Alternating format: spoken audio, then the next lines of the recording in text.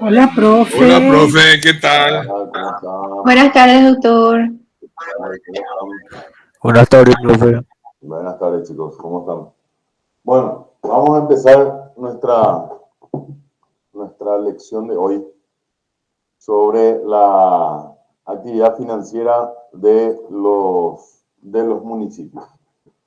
Bueno, vi también que el profe Marco, acá, perdón, estoy revisando ahora el tablón y veo que el profe Marco, aparte de notificarle las actividades de extensión, eh, les puso las clases grabadas desde la lección 1 para que puedan tener a mano, ¿verdad? Las clases desarrolladas por él también. Y bueno, de repente si surge alguna duda o algo que en el texto no esté muy claro en el desarrollo de las clases que él hizo, lo van a poder tener, van a poder encontrar una respuesta seguramente. Bueno, con relación a la lección de hoy, que esto es algo que no se explica en el libro, pero yo siempre lo hago para darles a entender, para ayudarles en realidad a los alumnos a que tengan una percepción un poco más acabada de lo que es el tema de los municipios. Y esto que yo les comento es algo que en realidad lo enseñó un profesor en una maestría de Derecho Administrativo, un profesor español, donde nos enseñó justamente el módulo era sobre Derecho Municipal. Y nos contó él de dónde sale todo este tema del municipio, que es, reitero, ¿por qué es importante que sepan esto? Porque van a fijarse en la ley, en la constitución, en una cantidad de textos. Van a ver que constantemente se dice que el municipio es la comunidad de vecinos, y una cantidad de circunstancias más. Bueno, resulta que de dónde sale esto. ¿Por qué habla del tema de los vecinos? ¿Por qué suena más a comisión vecinal que a un municipio? Y la situación es la siguiente. Deviene de un contexto histórico de donde se da el nacimiento de los municipios. El nacimiento de los municipios es, y nos enseñaba este profesor español, el nacimiento de los municipios se da en el derecho castellano, propiamente, ¿verdad? Voy a ajustar un poco acá la cámara, está un poco mejor. Se da en el derecho castellano, en el derecho español, y se da como consecuencia del proceso de reconquista que habían iniciado los españoles para tener de nuevo toda su provincia. Recuerden que los españoles fueron conquistados, en algún momento, fueron invadidos, mejor dicho, en algún momento por los moros, ¿verdad? De ahí sale aquella frase de moros en la costa, etcétera, etcétera, de todos sabemos. Bueno, por lo que se consideraba en ese momento tribus o fuerzas árabes, ¿verdad? O provenientes de zonas circundantes.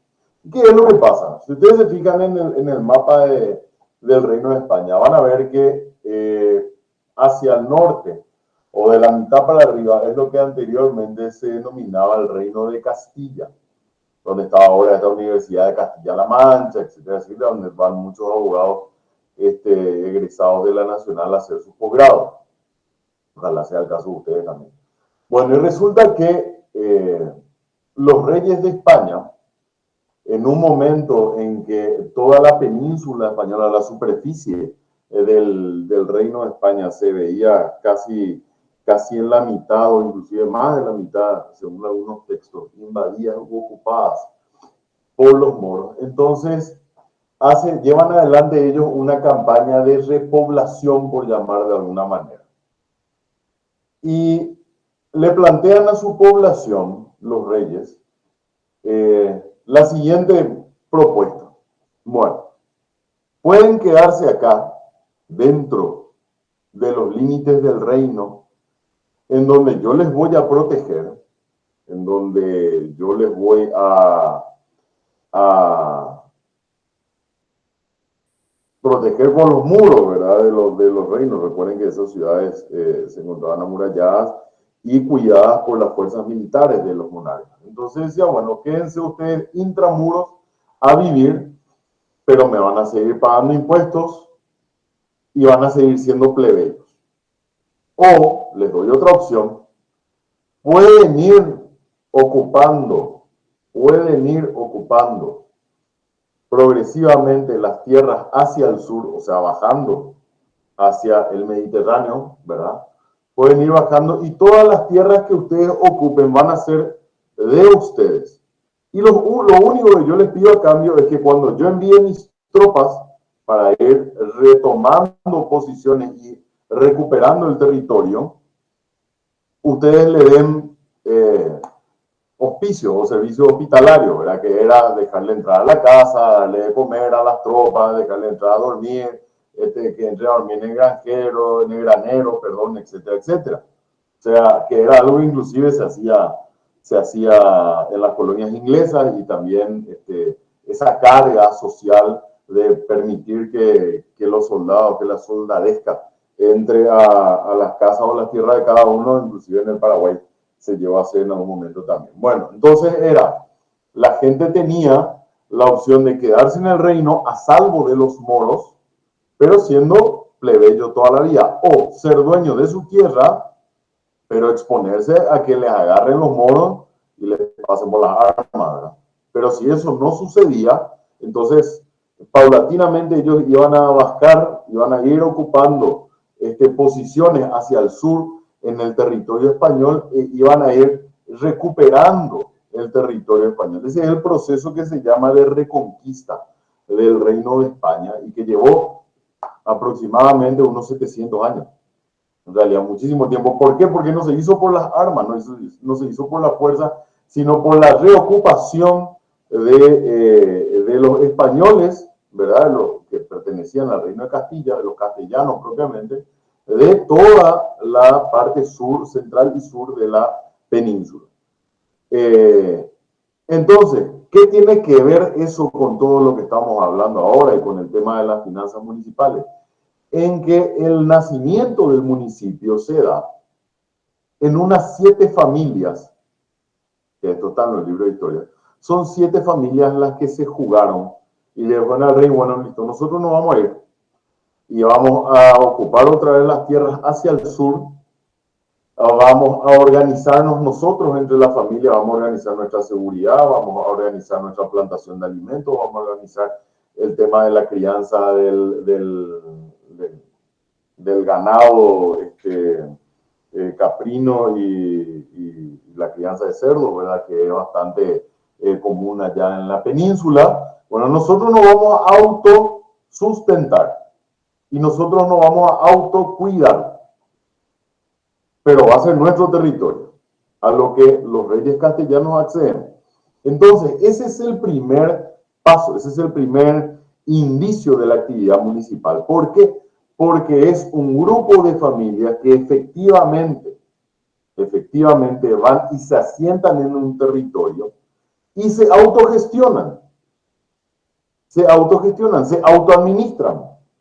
Ese grupo de familias, de 7 familias, después va dando, ¿verdad?, pie al acrecentamiento. Le comunican a las otras familias que están en el reino todavía y se va acrecentando y se van formando los posteriores municipios que después se transforman en ciudades y que hoy en día constituyen autonomías, ¿verdad?, que es la distribución política. Entonces, por eso cuando se habla de municipios se habla es el conjunto de familias, porque ese conjunto de familias viene del nacimiento mismo de la actividad municipal, en que esas primeras 7 familias se autorregulaban, se autogestionaban, se autoprotegían. ¿Y qué crea esa comunidad de familias? Después, con el tiempo, esas familias van acrecentándose, van teniendo nuevos vecinos y van creándose identidades que son propias de esas zonas y de esos grupos. Había un grupo de familias que se constituyó en lo que sería después Madrid.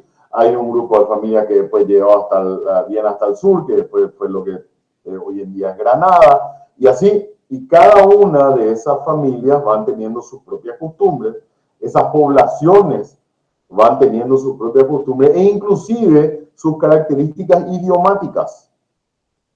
Por eso es que fíjense que en España se habla de que el español es el género, pero en realidad lo que hablamos nosotros es el castellano, porque también tienen el catalán, también tienen el vasco, también, o sea, hay varios tipos de idiomas que son producto de esos municipios, grupos de familias que fueron retomando con su organización propia y su idioma propio todos esos territorios y creando sus propios municipios y sus propias costumbres. Trasuntado eso al Paraguay, si ustedes se fijan, ustedes van a ver que si decimos el municipio de Luque, ¿verdad? Yo no sé si hay algún luqueño acá en nuestro grupo, pero si ustedes ven, el municipio de Luque es un municipio que tiene sus propias costumbres, sus propias tradiciones, sus propios colores. Y más todavía eso se fortalece después de la guerra de la Triple Alianza, en que en algún momento Luque llega a ser la capital de la República. Entonces, puede hablarse de que ahí Martín Hermosilla me dice que es de la República de Luque. Bueno, fíjense, hay costumbres muy adentradas en la gente que vive en Luque, que son distintas del Azuceno. Ni hablar de la gente que vive, por ejemplo, en Encarnación, ni hablar de gente que vive en Guairá, donde tienen costumbres y modismos idiomáticos inclusive distintos al de Pedro Juan, al de Concepción, al de Asunción, al de Pilar, etcétera, etcétera. Por eso es que se habla de que los municipios son una construcción, una comunidad de vecinos. Porque en realidad lo que se señala es que es un grupo determinado, bien determinado de personas que se organizan jurídico y políticamente y financieramente, como lo vamos a ver ahora, para la prestación de servicios determinados, para la prestación de servicios determinados dentro de ese municipio, y que cada municipio tendrá mayor o menor necesidad de algún otro servicio en comparación con otro. A lo mejor los perujuaninos necesitan otro tipo de servicio más que el asunceno. Por ejemplo, a ver, en el momento en que comenzaba acá lo de la inspección técnica vehicular, eso, si bien se previó esa tercerización de un servicio, era más urgente tenerlo en Asunción y Central que tenerlo en Pedro Juan. ¿Por qué? Porque, sin ofender, si es un perujuanino, sabemos que el número de los llamados vehículos cabritos en ciudades fronterizas es mayor, ¿verdad? Entonces son vehículos que están en situación irregular, no le importaba un pito a ellos tener lo de Ivesur allá o no. Y así va cambiando la necesidad según vaya cambiando el municipio. Entonces, entrando allá a la materia y entendiendo en qué consiste el municipio, que esto tuvieron que haberlo dado ustedes en Derecho Constitucional, en qué consiste el municipio, entonces empezamos a ver ya los textos primeros constitucionales, donde nos identifica la ley fundamental, lo que es un municipio en el artículo 166, y nos dice la propia Constitución que son órganos de gobierno, órganos de gobierno. O sea, no está diciendo que son un Estado, no está diciendo que son un ministerio, no está diciendo que son una representación política, no. Órganos de gobierno local. Local. Cuando ustedes escuchen de ahora en adelante, todas las veces que están hablando, utilizan el término gobierno local, tienen que saber que se está refiriendo a municipalidad. Gobierno local es igual a municipio sí o sí siempre. Entonces, dice la Constitución que son órganos de gobierno local con personería jurídica, ¿verdad? Con competencias definidas y que tienen dos características principales que ustedes van a recordar, esto sí lo van a recordar del Constitucional, cuando habla de los rasgos principales que tienen los municipios, que son autonomía y autarquía, que vamos a ver más adelante cómo se ejercitan. Entonces, la Constitución es la primera que da un pantallazo y le reconoce dentro de la delimitación territorial, porque en Constitucional se enseña como una lección en donde se habla de la organización territorial del Estado, la división en estados centrales, en gobernaciones y en municipios. Y la Constitución misma señala y reconoce al municipio y le otorga ella la autarquía en la recaudación e inversión de sus recursos y la autonomía, así también como el encargo de algunas competencias. Una de las notas trascendentales con relación a esta suerte de mini estado que son los municipios es que tanto la ley como en parte la Constitución establece que los municipios pueden adquirir derechos y contraer obligaciones. Adquirir derechos y contraer obligaciones. O sea, básicamente los municipios son como unos microestados que prestan servicios, cobran tributos por esos servicios y actúan como personas jurídicas. De hecho, la Constitución le da en el 166 les dice la Constitución, tienen personería jurídica. Y al tener personería jurídica, tienen capacidad suficiente para adquirir derechos y contraer obligaciones. Bueno, y tiene, para la lección que vamos a desarrollar, importancia capital, no solo de la ley 3.966 del año 2010, que es la nueva ley, la renovada ley encima, orgánica municipal, sino la propia Constitución. ¿Por qué? Porque establece la base de la cual van a partir las reglamentaciones que van a marcar el campo de acción de los municipios. Y tenemos en el tenemos en el artículo 168, si mal no recuerdo, es el que habla, acá está, sección tercera, 166 en adelante habla de los municipios. Y el 168 dice, serán atribuciones de las municipalidades en su jurisdicción territorial, ¿verdad? Y con arreglo a la ley. La libre gestión en materia de su competencia, particularmente la de urbanismo, ambiente, abasto, educación, cultura, deporte, turismo, asistencia sanitaria y social, instituciones de crédito, cuerpos de inspección y policía. ¿Qué nos está diciendo acá la Constitución? ¿De qué nos está hablando la Constitución?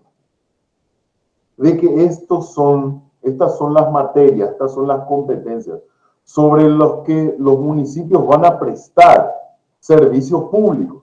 Ustedes tienen que ver a los municipios como, así como les dije, como microestados que tienen de los tres elementos, para hablar de un estado independiente, de un estado soberano, ustedes saben que tienen que tener tres elementos. Si le falta uno de esos tres elementos, no es un estado, por más que pueda parecer. Territorio, población y poder. Poder que se manifiesta como soberanía. En el caso de los municipios, son un cuasi-estado. ¿Por qué? Porque tienen territorio delimitado, tienen población censada dentro de su límite jurisdiccional, pero lo que no tienen es poder. ¿Por qué? Porque no tienen soberanía. Porque los municipios responden y se encuentran sometidos, y en una parte del programa está, a la supervisión del Estado central. Entonces, reconocen un poder superior por sobre los municipios. Pero fuera de ese poder superior, que vamos a ver en qué consiste y cómo se articula, ellos son soberanos, prestan estos servicios públicos y esto es lo que justifica, ¿verdad?, la existencia de las finanzas municipales. ¿Por qué? Porque son servicios que tienen que ser pagados de alguna manera. O sea, ¿de dónde va a salir el dinero? Como decimos, desde el comienzo del semestre, no hay almuerzos gratis. ¿De dónde va a salir el dinero para poder afrontar los gastos que van a irrogar la prestación de estos servicios? Entonces, en el artículo, en el numeral primero del 168 de la Constitución, nos está diciendo que cuáles son los servicios que van a prestar los municipios. Y dice que van a hacer libre gestión en materia de su competencia. O sea, nadie le va a decir tenés que prestar de tal o cual manera este servicio. Ni nadie le va a planificar, ni nadie lo va a limitar, ni nadie lo va a ampliar. Autonomía absoluta para gestionar los servicios. La importancia financiera de esta delimitación, señores, radica en que la propia Constitución establece un listado no taxativo, ¿verdad? Porque dice particularmente dejando abierta la posibilidad de que haya otro servicio. De hecho, la ley 3966 habla de la posibilidad de ampliación de los servicios siempre que tengan fuente de financiamiento. Entonces, la importancia financiera de esta parte del artículo constitucional es que la Constitución establece el listado de servicios públicos que van a ser prestados por el servicio local. ¿Ok? El segundo dice, la administración y disposición de sus bienes. ¿De qué estamos hablando acá? De patrimonio propio o recursos originarios y un dominio sobre ellos. Dominio en el sentido técnico de la palabra, ¿verdad? En el sentido jurídico. Dominio significa libre disposición sobre ellos, poder venderlos, poder enajenarlos en general, establecer derechos, garantías sobre ellos. ¿Ok? El tercero dice la elaboración de su presupuesto de ingresos y egresos.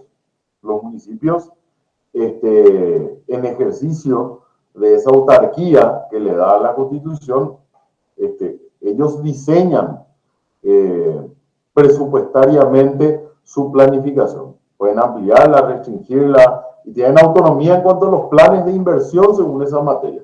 O sea, no se encuentran sometidas al Poder Legislativo, por ejemplo, o no se encuentran sometidas al Poder Judicial, ni mucho menos, ni al presidente de la República. Tienen autarquía presupuestaria amplia, según lo que le reconoce la propia Constitución. La participación en las rentas nacionales, ¿verdad? Que se efectúa mediante este Fondo Nacional de Inversión Pública, lo de FONACIDE, y los royalties por las represas. La regulación del monto de las tasas retributivas de servicios efectivamente prestados, estableciendo la regla, que es un criterio económico, que dice que no pueden sobrepasar el monto de las tasas el costo de los mismos. O sea, no puede haber rentabilidad en la percepción de las tasas. Solamente cubrir lo que cuesta el barrido, lo que cuesta la limpieza, lo que cuesta alguna otra tasa de verificación, por ejemplo, que presta, ¿verdad? No se puede ganar plata, solamente lo que se cobre en concepto de tasa por el servicio, ¿verdad? Es lo que cueste prestar el servicio, nada más.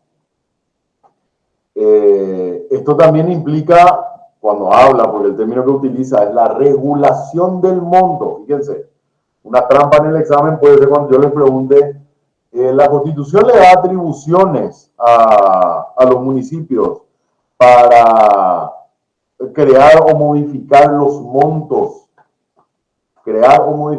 montos máximos de las tasas. Y no va a faltar el alumno que no se haya conectado hoy o que no esté teniendo clase y va a decir, sí, profesor, claro que sí, la Constitución le da. No, respuesta equivocada.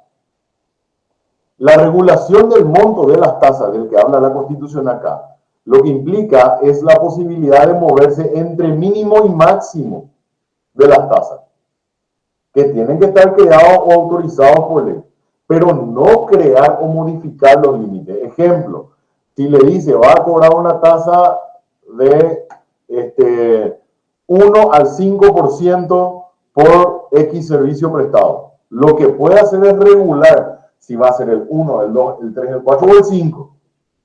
Ahora, lo que no puede hacer el municipio es del 5 aumentar al 6 o aumentar al 10, porque eso es modificar los límites de las tasas. Y eso, por el principio de legalidad tributaria, solamente se puede hacer por ley, no puede hacerlo ni el Poder Ejecutivo, ni el Poder Judicial, ni mucho menos el municipio, ni la gobernación. ¿Ok? Por vigencia del principio de legalidad.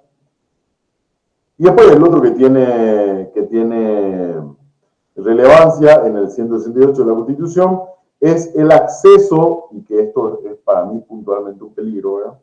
el acceso al crédito privado y al crédito público, nacional e internacional, inclusive la Constitución.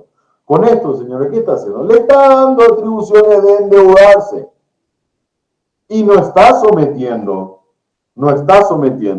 ese endeudamiento a ningún límite.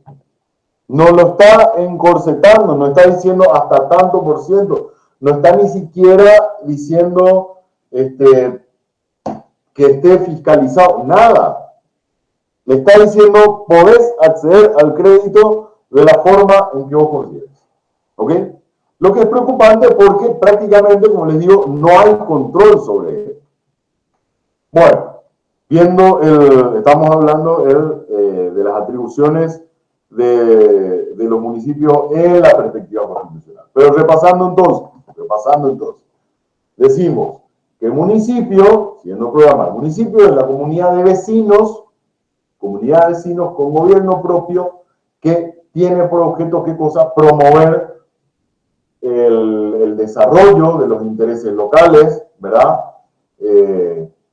Y la atención de las necesidades públicas dentro de su territorio que coincide con el del distrito. Los límites municipales siempre son los límites distritales, ¿ok? Y que se dividen, por lo general, en zonas urbanas, suburbanas y rural. ¿Por qué tiene importancia la existencia de estas tres zonas? Por la vigencia, por la aplicación del impuesto inmobiliario, ¿ok? En zonas urbanas, por ejemplo, se va a cobrar solamente el 1%. ¿Vieron el ejemplo que hablamos la vez pasada de los impuestos progresivos? Bueno, en el impuesto inmobiliario aplicado a las zonas urbanas, no va a tener cabida, por supuesto, ese adicional que hablábamos a los latifundios y grandes extensiones. Sí va a poder aplicarse eso a las zonas rurales. Entonces, esa es la importancia de entender que los municipios tienen esas tres subclasificaciones, ¿verdad? Zonas urbanas, suburbanas y rurales. Si de repente ustedes tienen un cliente que le dice, ¿sabes que tengo un problema con la municipalidad? ¿En serio? ¿Cuál es? Y me viene ahora un impuesto adicional a los latifundios. ¿Y dónde queda tu casa? En Lambaré. A ver, un ratito. ¿Cómo me va a cobrar un impuesto adicional al latifundio improductivo en una zona urbana? Siendo que ese adicional es propio de la zona rural. Entonces, por eso tienen que entender esto ahora, porque pueden decidir su título de abogado y el primer caso que tengan sea el de defenderle a algún vecino de alguna macanada que quiera cobrarle el municipio. Bueno, entonces, los municipios las municipalidades son autónomas en el orden político, jurídico, económico y administrativo. Ojo con esto. Son autónomas en el orden jurídico, político, económico y administrativo. En 4 aspectos sumamente grandes e importantes. Por eso les digo que es una suerte de microestado al que le falta solamente el elemento de soberanía para independizarse, ¿verdad? Bueno, ¿y cuáles son las características de los municipios? Las municipalidades tienen, dentro del aspecto financiero, estamos hablando obviamente, las municipalidades carecen de poder tributario. Y acá les soplo algo que van a darlo en derecho tributario. Que van a profundizar más. El poder tributario es la potencialidad, la aptitud para crear, modificar o extinguir tributos. No solamente hablamos de impuestos, tributos es el término que estoy utilizando. Entonces, el que tenga poder tributario va a poder crear nuevos impuestos, va a poder derogar o revocar o eliminar esos impuestos o modificarlos. El único órgano que tiene poder tributario en la República de Paraguay es el Poder Legislativo. ¿Por qué? Porque, de nuevo, en virtud del principio de legalidad tributaria, todos los tributos, ojo, no estoy diciendo los impuestos, tributos, impuestos, tasas y contribuciones, todos los tributos tienen que ser creados por ley. Creados, modificados o extinguidos por ley. No puede, por más autonomía, por más autarquía que aleguen los municipios, no pueden jamás crear, modificar o extinguir un tributo. ¿Ok? Bueno, y las municipalidades entonces carecen de poder tributario. No tienen esa facultad para crear, modificar o extinguir tributos. Que sí o sí tienen que pasar por el procedimiento legislativo. ¿Por qué? Porque es el único órgano que tiene poder o potestad tributaria. ¿Ok? Lo que sí tienen, ¿verdad? En contrapartida, es competencia tributaria. ¿Por qué? Porque les invite la correspondiente facultad de recaudar y administrar. O sea, ellos no pueden crear tributos, pero sí pueden cobrarlos y disponer en qué van a gastar ese dinero. En tercer lugar, otra característica de los municipios es que están sometidos al control estatal. Esto significa, de hecho, que toda actividad financiera de las municipalidades, financiera, está sometida a la larga a un sistema de control a través de órganos especializados del Estado central, que se ejercen de la siguiente manera, mediante la posibilidad de, en cuanto a sus consecuencias, ¿verdad? Que puedan ser graves o no, de una intervención municipal. Y esta intervención se encuentra de nuevo prevista en el 165 de la Constitución. Y si ustedes miran... Artículo 11 también, autor de la ley municipal. Perdón, espera que voy a subir el volumen de... Ahora, ¿me decís? Artículo 11 de la ley orgánica municipal. Claro, que reglamenta. Norma, quería decir algo. Sí, profe, el otro día nomás yo hice una pregunta más o menos sobre los impuestos de la municipalidad, porque yo, por ejemplo, un diciembre me fui a pagar 780,000 mi impuesto. Y bueno, yo dije, llegó enero, dije ya, ese es el último tiempo del año, ¿verdad? Entonces yo dije, voy a pagar nomás ya este año también, entonces me desligo lo de este año. Y cuando yo me fui a pagar en enero, profe, el impuesto era 1.790.000. Y subí y bajé todos los edificios de la municipalidad preguntando, no queriendo pagar ese monto, pero no solucioné nada. Me dijo que ese es el monto que equivale en mi casa, porque se asfaltó la calle, porque se hizo una estación de servicio al lado, porque hay un Fabri oferta, porque por todo eso. Por el Fabri oferta y la estación de servicio no habrá sido. Ahora, sí te pasó, Norma, lo que estábamos hablando en la clase cuando hablamos de los tributos. Cuando hablamos de los tributos, hablamos de la identificación de cuáles son los tributos, los impuestos, las tasas y las contribuciones. Y cuando hablamos de las contribuciones, hablamos, si te acordás, hablamos de la contribución de obra pública. Y la contribución de obra pública, el ejemplo que yo les daba era, recuerdan siempre, el de voy a usar mi constitución, el de la cuadra, ¿verdad? En donde todas las calles estaban empedradas. Pagaban, si es que el municipio pasaba a asfaltar esta calle, de toda esta cuadra, los que iban a pagar eran los que vivieran sobre esa calle. ¿Y por qué tienen que pagar esa contribución?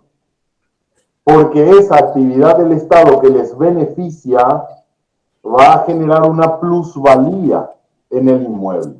¿Por qué te subió el impuesto? Porque ahora tu casa vale más. Si vos querés vender tu casa, ahora el valor fiscal es superior al que tenías antes, cuando era una calle empedrada, ahora tenés una calle asfaltada y tu casa vale más. Entonces, pero más del doble subió, más del doble. Y subió tu capital. Y no, pero eso me explicó, me dijo que cada vez que va también construyéndose más cosas y se va me dijo eso, lo de la estación de servicio, supermercado y todas esas cosas que se vaya construyendo a medida que se vaya haciendo cosas mejoras así en el barrio, va a ir subiendo el impuesto. Lo de la estación de servicio, yo creo que tengo que darle un poquitito, porque la estación de servicio no es una obra pública, la estación de servicio es una obra privada. Y aparte, te soplo el dato de que los inmuebles tienen un valor en catastro más caro, ¿verdad? Más elevado, cuando son zonas residenciales. Un inmueble, una vivienda ubicada en una zona comercial, paga menos. ¿Por qué? Porque el inmueble vale menos como vivienda. ¿Ok? Se devalúa. Si tu barrio se llena, ponele que todos son de oferta, estación de servicio, todos son negocios alrededor en tu cuadra o en tu barrio, en 4 o 5 cuadras, ahí tu inmueble va a empezar a bajar el valor. ¿Por qué? Porque se va a transformar en una zona comercial y eso hace que baje el valor de las casas, de los inmuebles que son utilizados como vivienda. ¿Ok? Ahora, lo que sí hace que suba tu valor, el valor de tu casa, es que se hizo un asfaltado.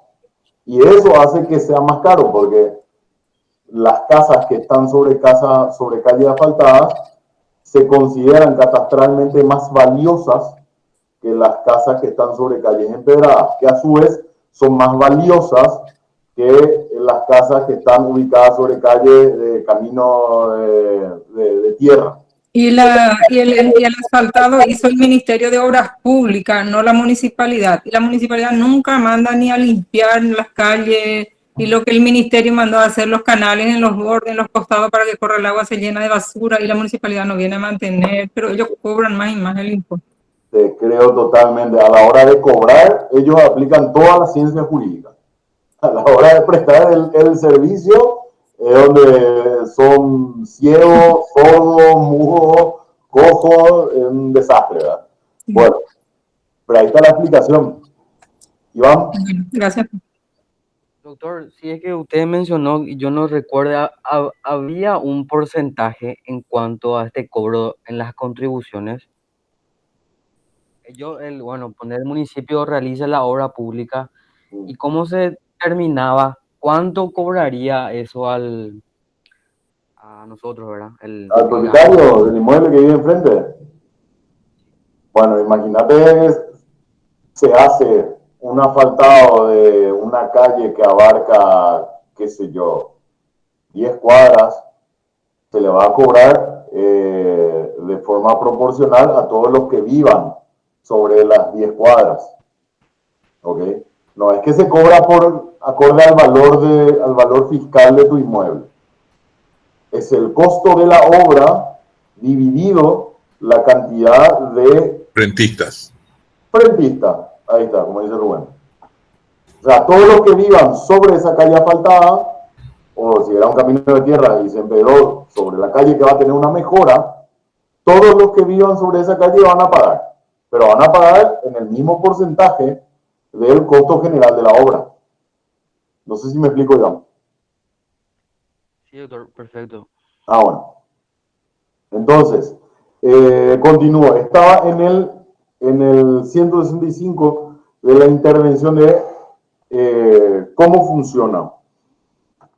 Se encuentra sometida al control estatal mediante esta intervención, que es la forma más grave. El 165 dice: los departamentos, las municipalidades, podrán ser intervenidos por el Poder Ejecutivo previo acuerdo de la Cámara de Diputados en los siguientes casos: solicitud de la Junta Departamental o municipal, en este caso, por mayoría; desintegración, ¿verdad?, que imposibilite su funcionamiento, o sea, que renuncie todo lo de la Junta.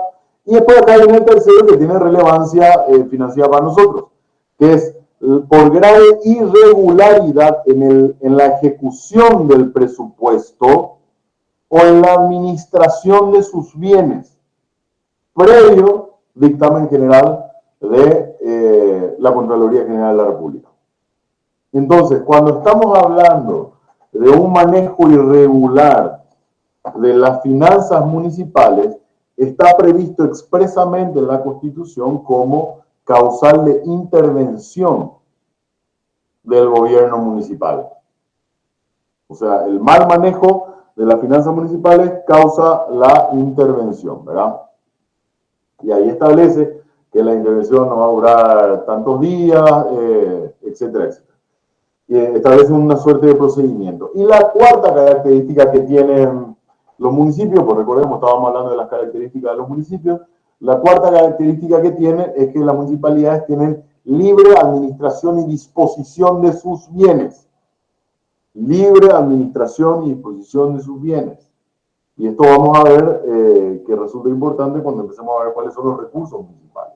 Entonces, libertad para administración y disposición, ese dominio sobre su patrimonio del que estábamos hablando cuando veíamos la disposición municipal, 166, la disposición constitucional del municipio, ¿verdad?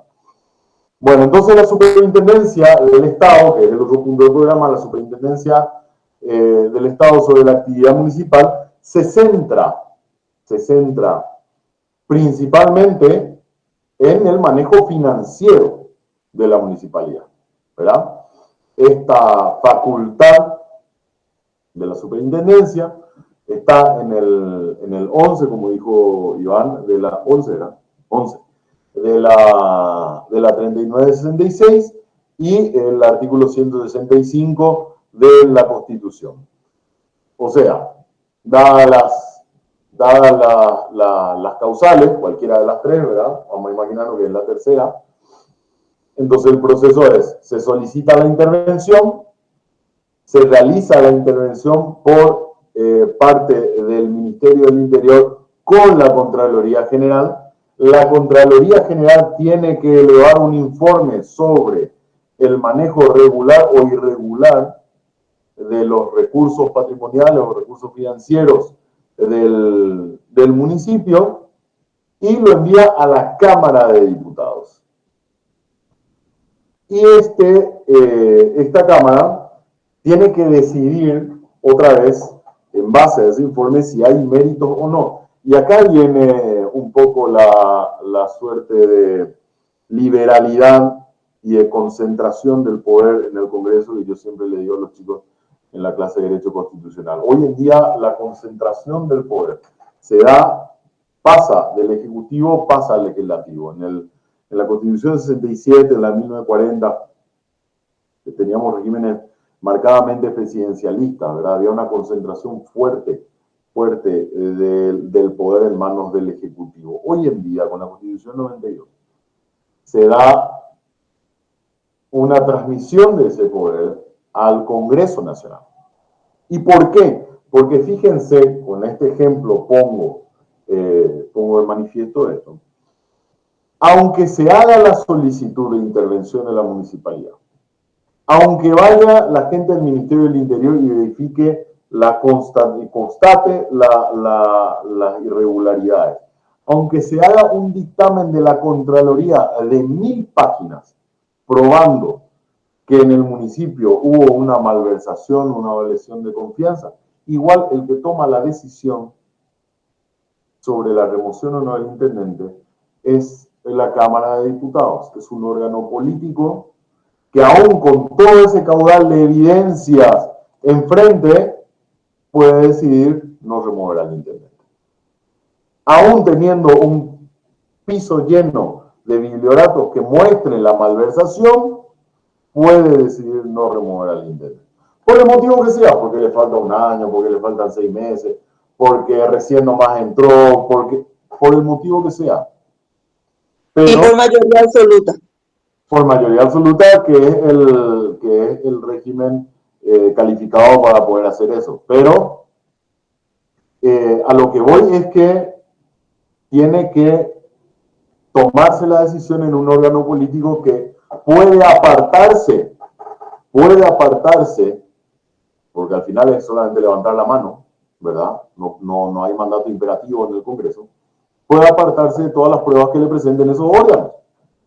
Pero bueno, de cualquier manera, está previsto en la Constitución la superintendencia por parte del Estado. Iván. Sí, doctor, con lo que hablas nomás, como hicieron con la gobernación de la municipalidad de Guairá, que políticamente le recomendaron que renuncie nomás para que no se dé la intervención. Sí. Esto de las intervenciones de la municipalidad es algo sumamente novedoso dentro de la vigencia, dentro de los 30 años de vigencia de la Constitución. Yo recuerdo cuando eso daba ya clase de constitucional, hace años atrás, cuando el primer caso que yo tuve conocimiento, que yo haya recordado, era un intendente de Mariano Roque Alonso que se llamaba Gualberto Zárate, que fue el primer caso Famoso. ¿Cómo? Famoso, digo. Bueno, el famoso Gualberto Zárate. Usaba sombrero. No era sombrero, ese sombrerito árabe, no sé, redondo. Sí, parecía el sombrero turco que tenía. Ese turco era. Bueno, y Gualberto Zárate fue un señor que, a ver, creo que más de 3.000 millones de guaraníes, una cosa así, era el monto que le habían acusado a él. Se había pedido una intervención en la municipalidad de Mariano Roque Alonso porque ya era un abuso, ¿verdad? Y fue, que yo recordara, el primer caso en que no había forma de salvarlo y se le destituyó al intendente. Se le destituyó. O sea, se hizo la intervención, se hicieron todos los informes, la Contraloría elevó un informe gigantesco donde se probaba todas las desprolijidades financieras de este señor. Y después, finalmente, en la Cámara de Diputados, ante la contundencia de la prueba, termina sacándolo del cargo. Pero bueno, a ver, comienza en eso que habrá sido en el año, qué sé yo, 2012, posiblemente, 2011 más o menos. El año en que lo sacan a Gualberto. Y después comienzan, más o menos pillan ahí la pólvora, parece que se olvidaron de la Constitución antes, descubren la pólvora y ahí comienzan a hacer las otras intervenciones, la intervención de Guairá, la intervención de la municipalidad de aquí para allá. Ahora hace poco tuvimos un gobernador también destituido. Bueno, en fin, comienzan a hacerse la ejecución de esa disposición constitucional que estamos viendo como ejemplo de la superintendencia del Estado sobre la actividad municipal, ¿verdad? Bueno, siguiendo con el programa, vemos que habla de la municipalización de los servicios de utilidad pública. Y nos dice el texto, ¿verdad?, de los autores de la cátedra, que esta municipalización consiste en la explotación por parte de los municipios de unos servicios que son, ¿verdad?, de utilidad general, que son, y citan ellos el barrio de limpieza, la recolección de basura, el transporte, inclusive, ¿verdad? Y mencionan en otra parte que la tendencia moderna, esto desde el punto de vista financiero, ¿verdad?, no administrativo, la tendencia moderna admite la municipalización de los servicios, o sea, que sean servicios generales, que en vez de ser prestados por el Estado, los preste el municipio, ¿verdad?, que se admite esto siempre y cuando la comuna, ¿verdad?, o la corporación municipal, como suele llamarse también, pueda prestar este servicio a un costo igual o inferior al que lo hacen las empresas privadas, ¿verdad? Y fuera de esto tiene importancia, ¿por qué? Porque hay ciertos servicios que son prestados para la comunidad municipal porque responden a necesidades municipales. Estamos hablando, de hecho, en finanzas públicas, de que comenzamos el semestre. Uno de los puntos, fíjense, que es una reiteración, pero más especializada de cuestiones de las que ya hablamos en una parte de servicios públicos y hablamos de necesidades públicas. Y hablamos de que los servicios públicos, algunos van a ser sustentados por impuestos, otros van a ser sustentados por tasas. Pero hablamos de los servicios públicos y de los tipos de servicios públicos. En un momento, de uno de los que hablamos, eran de los servicios públicos municipales, que son servicios prestados dentro del territorio municipal y que no necesariamente es igual al que prestan otros, ¿verdad? Habrá algún municipio que centre su atención en el barrio y limpieza. Supongamos que ha de ser el de Asunción. El municipio de Chacoí, que se acaba de crear, tiene una sola capa asfáltica que es la de la ruta. Después, dentro de eso, prácticamente no tiene asfaltado. Entonces, barrio y limpieza no va a ser una prioridad, va a prestar otro tipo de servicio. Cada municipio va cambiando según su necesidad y su realidad. Entonces, habrá algunos municipios que tendrán servicios especializados para la zona en la que están. Por ejemplo, la provisión de agua va a ser una de las prioridades en Neuland, por ejemplo, ¿verdad? No es definitivamente una prioridad en Asunción, no es una prioridad en Lambaré. ¿Por qué? Porque esos servicios de prestación de agua potable están atendidos por una empresa estatal que es ESAP. Hay algunos municipios que tienen a su cargo la atención de la provisión de agua potable, pero en el caso de Asunción, por ejemplo, no, ¿verdad? Entonces, cambian los municipios y cambian los servicios. Y fuera de los servicios municipales, repasando un poco, recordamos que existen servicios públicos, ¿verdad? Que su organización y funcionamiento competen exclusivamente al Estado por su naturaleza. O sea, hay servicios públicos que no pueden municipalizarse. Por ejemplo, Fuerzas Armadas no se puede municipalizar. Relaciones internacionales no se puede municipalizar. Administración de justicia no se puede municipalizar. La regulación de la política monetaria no se puede regularizar. ¿Por qué? Porque depende del Banco Central de Paraguay. No se le puede dar a un municipio que determine cuál va a ser el valor de la moneda, cuál va a ser el valor del tipo de cambio, dólar, guaraní, real, guaraní, etcétera, etcétera. ¿Verdad? La comisión, la fijación mediante la comisión del salario mínimo no se puede municipalizar. No puede ser que un municipio tenga un monto de salario mínimo y después el municipio de al lado tenga otro. No, esos son servicios, ¿verdad?, que los presta el Estado y que son indelegables. Son indelegables. Bueno, fuera de eso, hay servicios que pueden ser municipalizados, ¿verdad? Y que están previstos en la ley orgánica, en la parte, en el capítulo de las competencias, y que son bastante amplios, ¿verdad? A diferencia de la 1248, creo que era la ley anterior de los municipios, la 3966, en la parte de competencias municipales, tiene ya un catálogo mucho más desarrollado, mucho más rico de cuáles son los servicios que puede prestar. Pero lo hace en forma genérica, ¿verdad? Ustedes se fijan en los ítems. A ver, creo que lo tengo acá. 3966. A ver, si me permiten. Con... Anterior, Sí. 1294. 1294, ahí está. Fíjense, en la 3966 dice funciones municipales, artículo 12.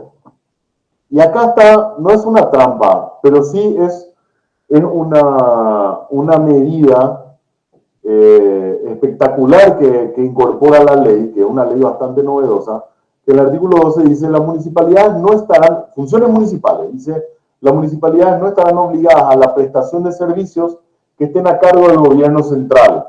Por ejemplo, estos servicios que le acabo de decir, que son fuera de los que sean indelegables, ¿verdad? Fuerzas Armadas no se puede delegar, pero algunos servicios que sí están a cargo del gobierno central, por ejemplo, la provisión de agua potable, por poner un ejemplo.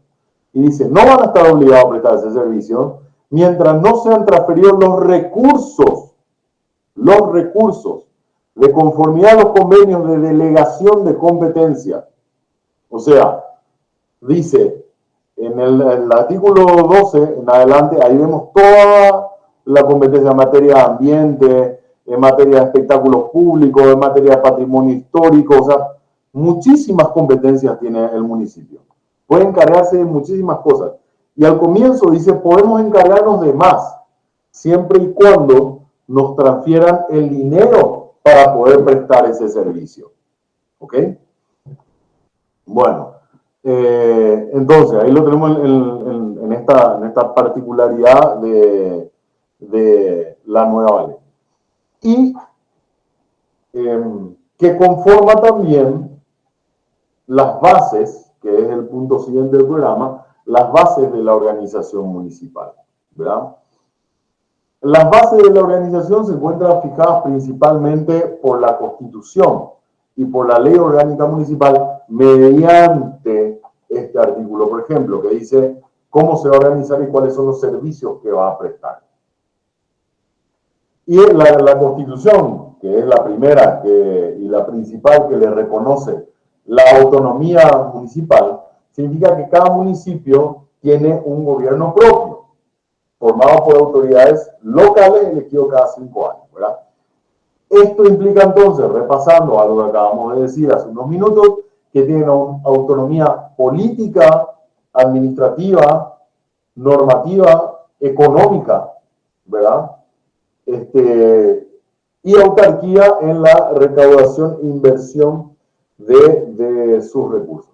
Las ordenanzas, reglamentos, resoluciones que dicte la municipalidad no pueden quedar sin efecto fuera de las formas previstas en las disposiciones de esta ley 3966. Y en eso radica la autonomía. Las ordenanzas, inclusive las ordenanzas impositivas, las ordenanzas que establezcan la aplicación de sanciones, las ordenanzas que establezcan la regulación de tasas máximas o tasas mínimas, pueden ser modificadas solamente en base a los procedimientos previstos en la ley 3966. O sea, dentro de la ley municipal. Por eso les digo que es una suerte de mini estado. Cada municipio crea sus leyes, entre comillas, que son las ordenanzas, crea sus normativas, las modifica, las deroga, juega con ellas, ¿verdad? En el buen sentido de la palabra, y es libre absolutamente de gestionar sus servicios y de percibir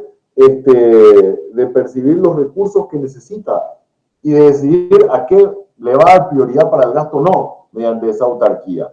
Esa autarquía que se ve garantizada por la Constitución, que está en el artículo 170, que dice de la protección de los recursos. Fíjense lo fuerte que es la autarquía, la independencia financiera municipal, que el artículo 170 de la Constitución le dice de la protección de recursos. Ninguna institución del Estado, ente autónomo, autárquico o descentralizado podrá apropiarse de ingresos o rentas de la municipalidad. Eso significa, acá no entra Hacienda, acá no entra el presidente de la República, acá no entra el Poder Judicial, acá no entra el Poder Legislativo, ni siquiera, ojo con esto, esta es una pregunta interesante para el examen. De repente yo le digo al alumno, ¿qué pasa si el Poder Legislativo llega a dictar, llega a sancionar una ley que por causa de emergencia nacional post pandemia, ¿verdad? O porque estamos en una inflación galopante, necesitamos recursos, etcétera, etcétera, dispone que el 10%, menos, el 5%, el 3% del presupuesto de los municipios va a ser destinado a atender las necesidades en materia de salud. ¿Puede hacer eso? Le voy a preguntar al alumno en el examen. No, profe, no puede. Excelente, excelente. ¿Por qué no puede hacer eso? Porque es autárquico. No solo porque es autárquico. Sería inconstitucional, bro. Ahí está. Muy bien, Jesús. Es inconstitucional la ley. ¿Por qué es inconstitucional? Porque está violando el 170, que dice, ninguna institución del Estado, ente autónomo, autárquico o descentralizado, o sea, nadie puede apropiarse de ingresos o renta de la municipalidad. Y no está limitando a que lo haga por ley, decreto, reglamento, sentencia, o sea, no, dice, nadie puede hacerlo, de ninguna manera. Y si sale una ley, ni aunque salga una ley, porque si sale una ley, como señala Jesús, va a ser una ley inconstitucional, va a ser una ley violatoria de la Constitución y se va a declarar inaplicable. ¿Ok? Bueno, Doctor, Sí. o sea que las municipalidades no tienen rubro en el presupuesto general de gasto de la nación, ¿o tienen? Tienen, Pero nosotros tienen, no podemos pero tocar. ahora vamos a llegar a la fuente de financiamiento. Tienen participación, porque la Constitución establece participación en la renta del Estado.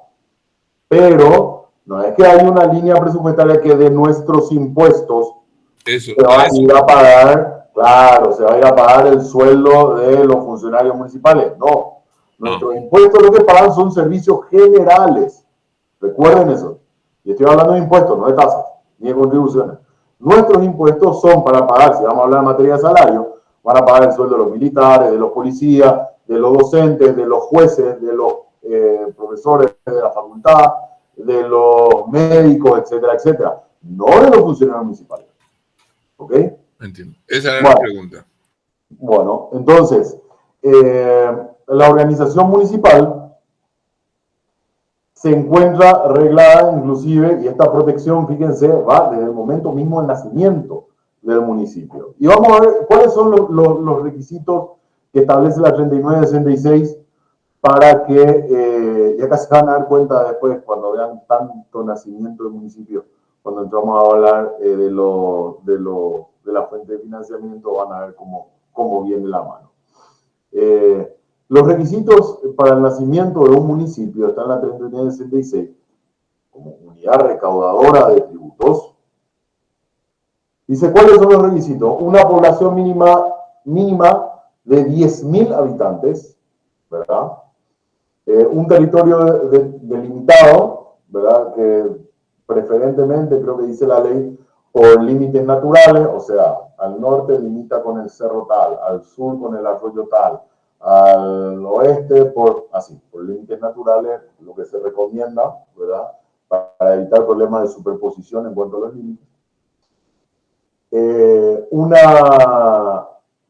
Se exige además creo que el texto dice una capacidad económica para el funcionamiento del gobierno municipal, ¿verdad? O sea, tiene que ser capaz de generar sus propios recursos. ¿Y cómo va a saber? Y va a ver, bueno, acá tenemos 10.000 habitantes y los 10.000 habitantes son todos, qué sé yo, ganaderos de la zona. Bueno, ahí hay gente que va a poder aportar en cuanto al impuesto inmobiliario, ¿verdad? O si es un municipio que de repente tenga mucho comercio, dice, bueno, acá estas 10.000 personas que van a conformar dentro de este territorio del municipio van a tener para pagar el impuesto inmobiliario más otros tributos y vamos a poder sostener esto. También establece que la creación del municipio no tiene que afectar el desenvolvimiento de los municipios vecinos, o sea, no porque se crea un municipio acá, supongamos que Asunción crea el municipio de Villamorra, y Villamorra abarca hasta inclusive la parte ¿cómo se llama? De Mariscal López y Madame Lynch. O sea, absorbe el edificio de la Municipalidad de Asunción. Está afectando lo que va a ser su municipio vecino en la Asunción, ¿verdad? Entonces, en ese caso no se va a poder hacer. Cuando afecte el desenvolvimiento normal de los que van a ser sus municipios vecinos, entonces ahí no se va a poder construir o independizar esa ciudad y constituir un municipio, ¿verdad? Y después el proyecto de ley. Y ahora pasamos entonces, una vez creados el municipio, a cuáles son las formas de financiamiento que van a tener. ¿Cuáles son los recursos? El programa creo que dice recursos financieros de las municipalidades. Y tenemos principalmente tres. O sea, los agrupamos en tres categorías. Primero, lo que podríamos llamar recursos originarios, ¿verdad? Igual que el Estado. Tenemos los recursos originarios que están constituidos por los bienes municipales. Y tenemos bienes, lo mismo que el Estado, que lo teníamos en 1899 y 1900, creo que eran los artículos del Código Civil. Vimos que el Estado tiene bienes de dominio público y bienes de dominio privado. El municipio tiene bienes de dominio público también, que son las calles, avenidas, caminos, puentes, paisajes y vías de comunicación, las plazas, los parques, las aceras, ¿verdad? Que son las asfaltadas que pasen dentro del municipio, los ríos, los cauces naturales, ¿verdad? Arroyos que estén dentro de las zonas urbanas, suburbanas y que sirven para el uso público. Y después tenemos los bienes de dominio privado del municipio. ¿Por qué pueden ser los bienes de dominio público un recurso de financiamiento? Porque, por ejemplo, pongamos un ejemplo, hay un lago, un arroyo dentro del municipio y el municipio puede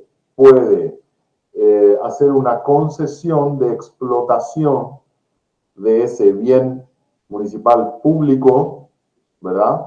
De dominio público, puede darle concesión a una empresa para la explotación y de repente que ponga trampolines y algo para que la gente pueda saltar y que ponga una cantina y que genere algún tipo de entretenimiento. Ahí puede generar una fuente de financiamiento en un bien de dominio público. ¿Ok? Y después tenemos los bienes de dominio privado. ¿Cuáles son los bienes de dominio privado? Las tierras municipales, ¿verdad? Que no sean de dominio público, o el Estado. Las tierras situadas en zonas urbanas, suburbanas, que no tengan dueño, ¿verdad? ¿Cómo puede darse eso? Ya hablamos en lecciones anteriores, ¿se acuerdan? Que hablamos de los postrencos y de las herencias intestadas. Gloria.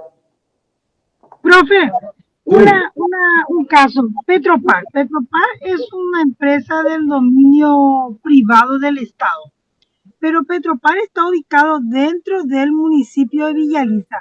¿Y cómo pasa a ser entonces Petropar? ¿Es para Villaliza o es para el Estado, profe? No, Petropar es para el Estado. Tiene que estar en algún municipio porque tiene que estar asentado en algún lugar físico, ¿verdad? En algún territorio, ¿verdad? Pero corresponde al Estado. Así como ESAP tiene plantas de tratamiento distribuidas en varias ciudades, pero corresponde al Estado. ¿Entendés? No es privativo, no es una empresa del municipio de Villaliza. Es una empresa del Estado. ¿Me explico? Sí, profe, pero de repente es lo mismo que la compañera Norma. Petropar hizo la avenida Defensores del Chaco para facilitar a sus camiones, era todo empedrado. Y la municipalidad nos cobra a nosotros, o sea, ya nos cobró en aquel entonces, ya caímos. Ya, ahí habría que ver, difícilmente Petropar pudo haber hecho solo el empedrado o el asfaltado, ¿verdad? De cualquier manera, la pavimentación, a lo mejor lo que hizo fue poner parte del financiamiento para eso. Es lo más probable. No estoy recordando bien el caso. Lo más probable es que haya financiado en parte el mejoramiento de esa avenida, pero en realidad, si vos te fijas en la 3966, es competencia del municipio la pavimentación de las vías que se encuentran dentro de sus límites jurisdiccionales. Siempre lo que sea ruta nacional e internacional, el encargado por ley es el Ministerio de Obras Públicas.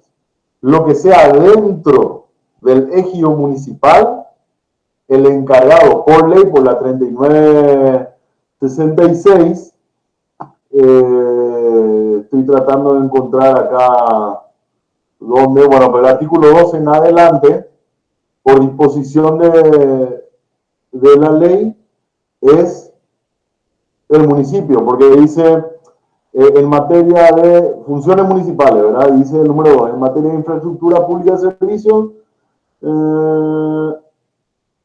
la construcción acá está, fíjate, por ley tuvo que haber sido el municipio y te habrá cobrado el municipio porque está dentro de su competencia que dice, en materia de infraestructura pública y servicio, dice 2A, la construcción, equipamiento, mantenimiento, limpieza y ornato de la infraestructura pública del municipio, incluyendo calles, avenidas, parques, plazas, etcétera, etcétera.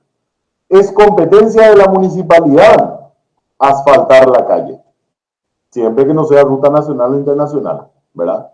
Lo que puede haber pasado es que Petropar puso plata, también colaboró para hacer el mejoramiento de la calle. Pero el que tiene competencia para hacer ese asfaltado y por ende el que tiene legitimación para cobrar la contribución a los frentistas por ese asfaltado va a ser el municipio siempre. ¿Me explico? Perfecto, profe. Gracias.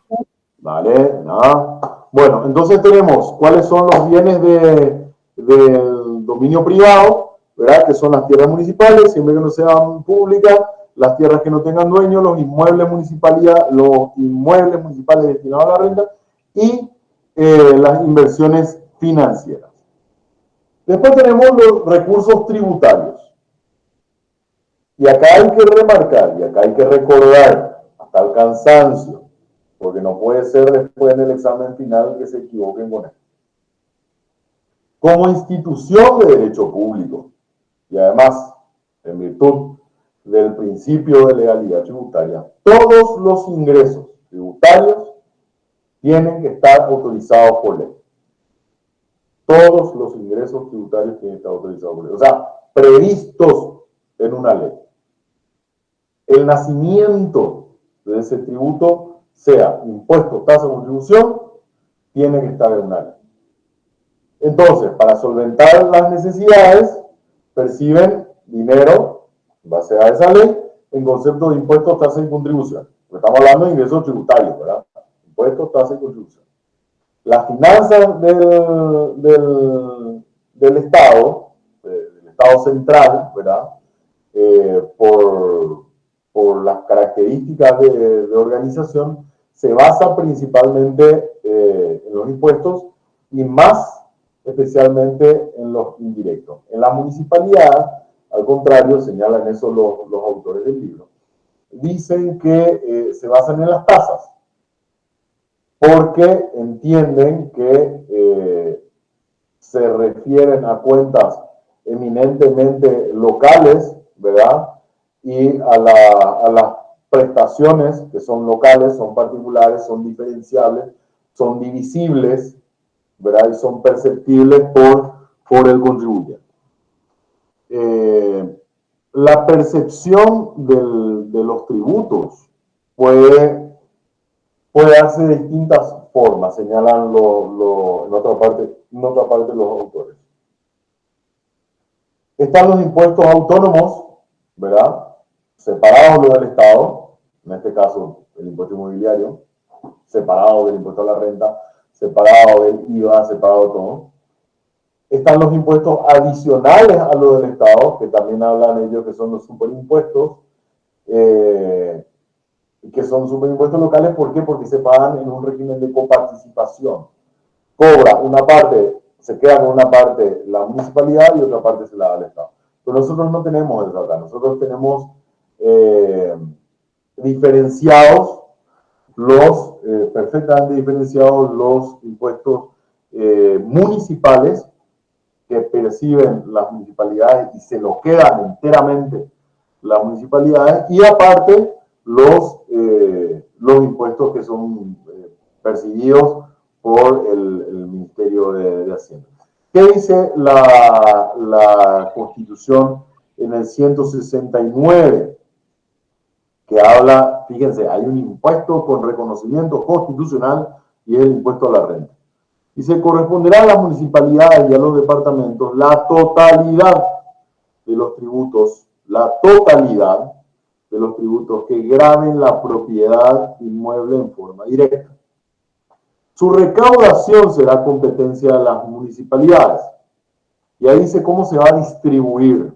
Y habla de dos tipos. El 70% se queda en propiedad de la misma, 15% al departamento dentro del cual está la municipalidad y un 15% restante distribuido entre municipalidades de menores recursos, de acuerdo a la ley. Y la ley establece cuáles son las categorías de municipalidades de menores recursos, que básicamente se definen las categorías de municipios según el tamaño de su presupuesto, ¿verdad?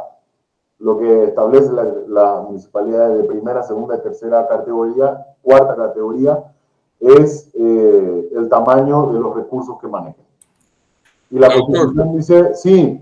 Hace poco estaba en entrevista el secretario de la municipalidad y dice que nuestra municipalidad de Asunción anda mal porque no tiene presupuesto, porque tiene que repartir ese 30% del recaudado del impuesto inmobiliario, y reclamaba de que en Asunción entra casi 2 millones de personas por día y no se le cobra nada. ¿Qué es lo que quiso decir con eso? ¿Tiene alguna potestad para cobrar o es una excusa más nomás del mal servicio? Yo entiendo. ¿Cómo? Creo que estaba en proyecto años anteriores cobrar tipo peaje a la gente que entra en Asunción. Pero Sí. Cosa que no está establecido por ley aún. Claro, porque si es un peaje, Diego, estamos hablando de que se trata de una tasa. Y si es una tasa, tiene que ser, como es un tributo, tiene que ser autorizado expresamente por una ley. Bueno, lo que sucede es que la realidad de Asunción, y hago rápidamente una referencia a esto para avanzar, la realidad de la ciudad de Asunción es que es una ciudad que, producto de la centralización de los servicios, ¿verdad?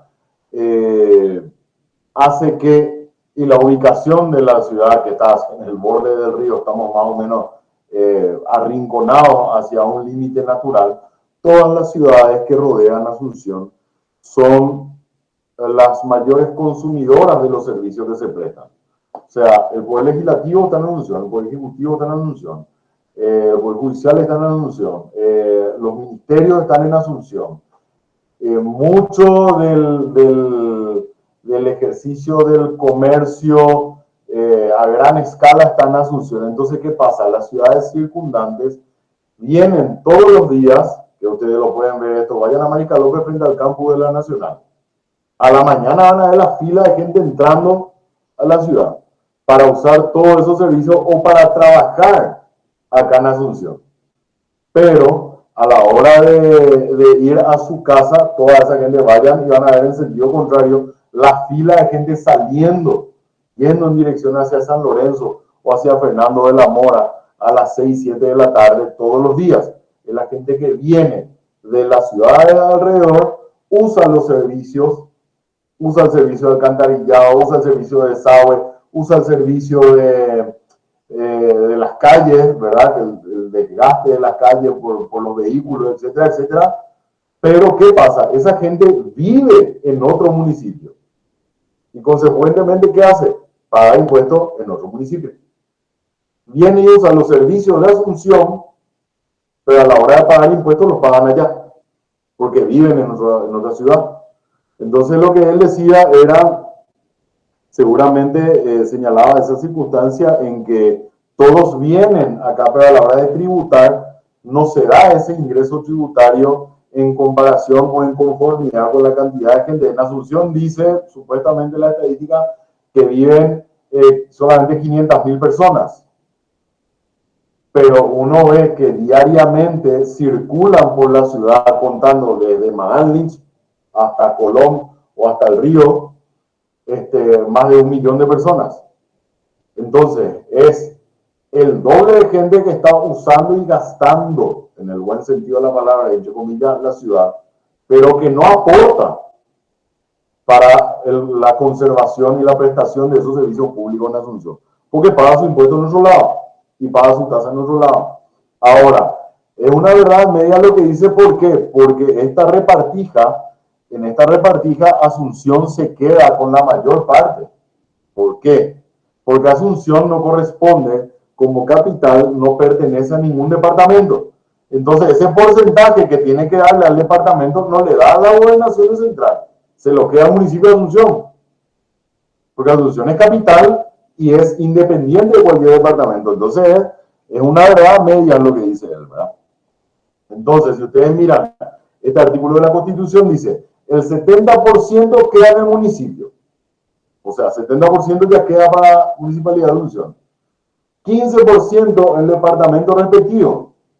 Ahí ese 15% va también a Asunción. ¿Por qué? Porque no somos parte de ningún departamento. Entonces, lo único que hacemos nosotros es repartir un 15% de lo que recaudamos a municipalidades de menores recursos. Entonces, por eso le digo, es una verdad media. Es cierto que todos vienen y utilizan los servicios, pero también es falso que lo que damos es 30%. En realidad damos 15% nomás, porque al departamento no le damos nada. Bueno. Royalties y Fonacier también, doctor. ¿Cómo? Después están los royalties y Fonacier también que recibe la municipalidad, digo. También a eso voy ahora cuando voy a hablar de los recursos financieros. La ley orgánica municipal, si ustedes se fijan, establece en la parte, estamos hablando de recursos tributarios. En la parte de recursos tributarios, la ley habla que los municipios identifica súper bien cuáles son los tipos de ingresos, ¿verdad? Habla de ingresos tributarios, ingresos no tributarios y transferencias. Y dice, los ingresos tributarios van a ser, obviamente, como lo enseñamos en la cátedra, los provenientes de impuestos, tasas y contribuciones especiales para el funcionamiento de la municipalidad. Todos los tributarios. Los ingresos no tributarios, ¿cuáles son? Y dice la ley. Lo que no sean impuestos, tasas y contribuciones, ¿cuáles son? Las multas, las prestaciones de servicio, la renta de activos fijos, si mete plata, por ejemplo, en una cuenta corriente, en un CDA, ¿verdad? Eso sería renta de activo financiero. La renta de activo fijo es que llega a alquilar un inmueble, por ejemplo. Las concesiones, si llega a hacer esa jugada que yo le estaba diciendo con los bienes de utilidad pública o de dominio público. Hay un lago, concesiona la explotación de ese bien de utilidad pública, le da a una empresa para que esa empresa haga un lugar de entretenimiento alrededor de ese lago y entonces gana plata la municipalidad con esa concesión. Y eso va a ser un ingreso no tributario. ¿Por qué? Porque no proviene ni ingresos ni entonces ni contribuciones. Y después otros ingresos que corresponden a transferencias que provienen del gobierno central, ¿verdad? Del gobierno nacional, y lo que llama también asistencia financiera no reembolsable, que son productos básicamente de donaciones de organismos multilaterales, ¿verdad? Después habla de los ingresos de capital, reembolso de préstamos, porque resulta que los municipios, en teoría, en la legalidad, pueden funcionar como entidades de intermediación financiera, o sea, ellos pueden prestar dinero, cosa que por supuesto no sucede, porque de cada 100 guaraníes, 85 se va al pago de sueldo de personal permanente, y después el 15% es para tratar de mantener más o menos las obras que hay, y sobre todo, me doy cuenta últimamente cada vez más, se gasta dinero en hacerlo más. En la ciudad de Asunción, increíblemente todo el mundo se queja de que no se puede circular porque el tránsito está totalmente colapsado o porque hay calles empedradas y no se puede circular rápido, y si las calles están asfaltadas están llenas de baches. Y los municipios, que el intendente y el anterior y el anterior y el anterior y todo, ¿qué hacen? Hay una calle asfaltada que se gasta un montón de plata para hacerla asfaltada, o sea, para hacerlo una vía más rápida. ¿Qué hacen? Le ponen lo más. Fíjense ustedes, el otro día vi un tweet, así que me encantó, que alguien agarró y le arrobó a Nenecho y le decía, por favor, explícame cuál es ¿cómo era que le puso? ¿Cuál es la justificación o la motivación en que sobre Pacheco, yo suelo pasar por esa calle, sobre Pacheco, entre choferes del Chaco y donde está esa churrasquería Ogaúso, creo que se llama, ustedes llegan a una parte en donde hay 2 lomadas. Y la diferencia entre las 2 lomadas es de 6 metros de distancia. O sea, ustedes pasan una lomada, pasan 6 metros y después tienen otra lomada atrás. Y le decía al tipo, no me acuerdo ni cómo era el usuario, le decía, por favor, decime cuál es la justificación de poner una lomada al lado de la otra. Y creo que le puso después otro comentario, sobre todo porque la materia prima para hacer lomada es la misma que se utiliza para hacer bache. En vez de tapar bache, en vez de estar agarrando y usando esa materia para hacer lomada. Y la lomada lo único que hace es retrasarte más la velocidad del tránsito. O sea, me encantó el comentario del tipo, porque decía, a ver, dejemos de utilizar 85 usa para sueldo, el 15 restante lo utilizamos para tratar de asfaltar calles que vamos a destinar no a que sean más rápidas, sino a que sean todavía más lentas porque llenamos de lomada. Brillante. Bueno, entonces, decía, retomando los ingresos de capital, que son los reembolsos por préstamos, que no los hacen, empréstitos internos y externos, y acá está el peligro, porque en economía, una de las cosas, una de las lecciones fundamentales que se enseña es nunca utilizar el empréstito para gastos corrientes. Y gastos corrientes son gastos fijos, ¿verdad? Que es pago de sueldo. Y tenemos que desde hace unos 10 años más o menos, la Municipalidad de Asunción, y creo que hay varios municipios, que recurren ya a empréstitos para poder pagar los sueldos de los funcionarios. Y eso es terrible, no solo porque es una práctica desaconsejada desde la ciencia económica y con resultados catastróficos, que muchas fueron probados en numerosas ocasiones, sino porque también el empréstito es algo que no se encuentra controlado. ¿Quién controla el nivel de endeudamiento de los municipios? Y el Estado es subsidiariamente responsable del endeudamiento del municipio. El día de mañana que un municipio llegue a declararse en default, esa deuda se va a pagar con impuestos que vamos a pagar nosotros. Entonces, es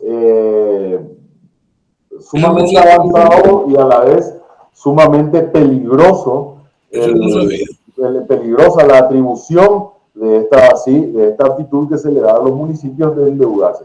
Nadie, y fíjense cómo la prensa, ni la prensa más crítica, sea con gobierno colorado, liberal, encuentrista, lo que sea, ningún medio de prensa ha reparado jamás sobre el nivel de endeudamiento de los municipios. Es más, nadie sabe qué tan endeudados están los municipios. Y partimos de la base de ¿qué? De que prácticamente luego es difícil acceder a ese dato porque hoy en día, hasta el último conteo que yo hice, hay en el país 256 municipios. Imagínense. Y nadie sabe cuántas veces alguno de esos 256 municipios se fue y se endeudó internamente o externamente. Pidió un crédito a una financiera, a un banco, inclusive hasta puede hacerlo un gobierno extranjero, porque nadie está controlando eso. Iván, quería decir algo. Sí. ¿Se me escucha, doctor? Sí, fuerte. No, iba a decir nomás que Asunción, por ejemplo, ya se endeudó hasta el año que viene con préstamos para pagar sueldo. ¿Ves? ¿Eso qué significa? Eso da la pauta de qué? De que se está utilizando más del presupuesto o todo el presupuesto, probablemente en gasto corriente de personal. Es grave lo que dice, doctor. Yo estaba convencido de que el Estado no se hacía cargo del default. No. Que eran responsables los intendentes o la junta cuando tomaban una responsabilidad personal. En el caso de la intervención pero obviamente si el municipio hace un empréstito que obviamente supera la capacidad, la potencialidad del intendente para hacerse cargo, si se van en hecho y dice quiero un préstamo de $1 millón para financiar obras o 25 millones de dólares, no va a servir de nada atribuirle a él después la responsabilidad patrimonial porque nunca lo va a pagar. El Estado, y eso, sobre eso sí creo que había un informe de Hacienda, el Estado es, no estoy recordando si solidaria o subsidiaria, creo que era subsidiariamente responsable, porque en el caso de deuda el municipio va a tener que realizar todo su patrimonio primero para que después el Estado tenga que pagar la deuda que ellos contrajeron. Liz, ¿vos querías decir algo? Hola, doctor. Sí, ¿qué tal? Estoy escuchando atentamente lo que están diciendo en la clase.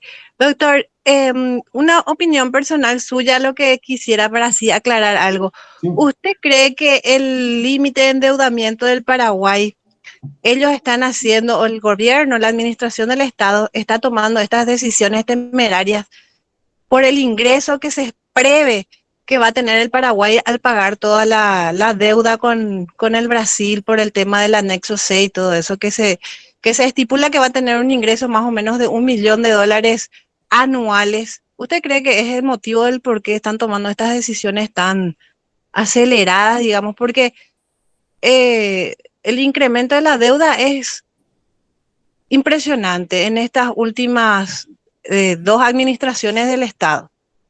¿Qué opina usted sobre eso, profe? Y mira, Liz, yo creo que no responde a los futuros rendimientos que pueda tener el Estado paraguayo proveniente de las represas, sobre todo si te pones a calcular que no digo que se vayan a dejar de utilizar, pero partiendo de la funcionalidad técnica, las represas tienen una vida útil. O sea, las represas de Itaipú y Yacyretá no van a durar 100 años. ¿Por qué? Porque va a llegar un momento en que el sostenimiento va a ser más caro de lo que puedan hacer ganar plata. En algún momento hay que ver otra fuente de generación de energía y otra fuente, por ende, de ingresos, ¿verdad? No obstante, yo creo que la generación de deuda y el agrandamiento de la deuda viene por una costumbre de bicicleteo que no se tenía hasta antes del gobierno de Federico Franco. Federico Franco fue el primero en emitir bonos del tesoro en el mercado internacional, que si bien no tenía ni una urgencia, no había pandemia ni nada. Y ahora precisamente el año que viene comienzan los vencimientos de esos bonos que emitió Federico Franco. ¿Y qué es lo que sucede? Le pillaron el ingreso crediticio como una fuente fácil de dinero rápido, del que después otras generaciones se van a hacer cargo. Y ahora lo que se hace es, se contrata empréstito, o sea, nos endeudamos principalmente para pagar los intereses que nos permitan contraer nueva deuda. O sea, lo que se entiende como bicicleteo, que se ve al gobierno que viene a ver cómo va a pagar. Yo ya con esto ya, o sea, responde principalmente a una finalidad política y yo te diría hasta casi electoralista, ¿verdad?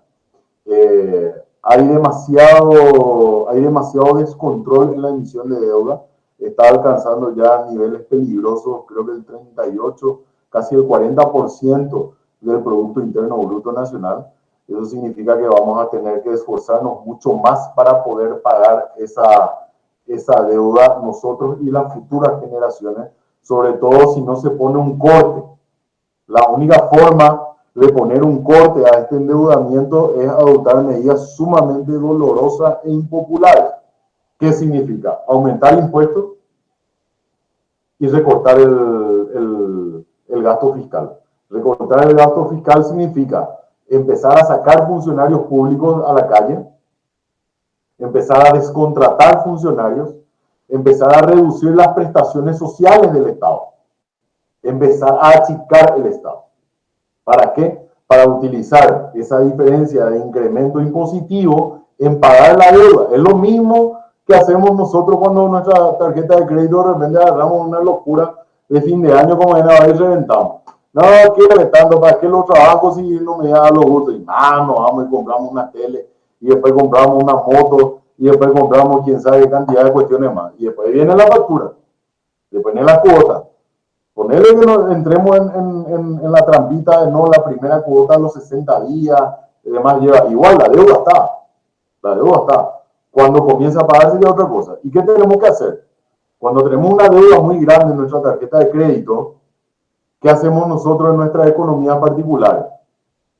Gastamos menos, comemos menos, compramos menos, consumimos menos y destinamos nuestro ingreso a cubrir esa deuda. Son medidas individualmente dolorosas. No, pues yo me quiero ir de vacaciones a Brasil ahora en enero y no puedo. ¿Y por qué? Y porque tengo que pagar la locura de deuda que contraté mediante la tarjeta de crédito, que es un título emisor de deuda básicamente. Tengo que pagar la tarjeta. O de repente lo mismo, me voy a Cancún en enero y tengo una deuda de todo un año. Todo un año tengo que comer menos, tengo que gastar menos, porque tengo que destinar dinero a atender esa deuda. Lo mismo en el Estado.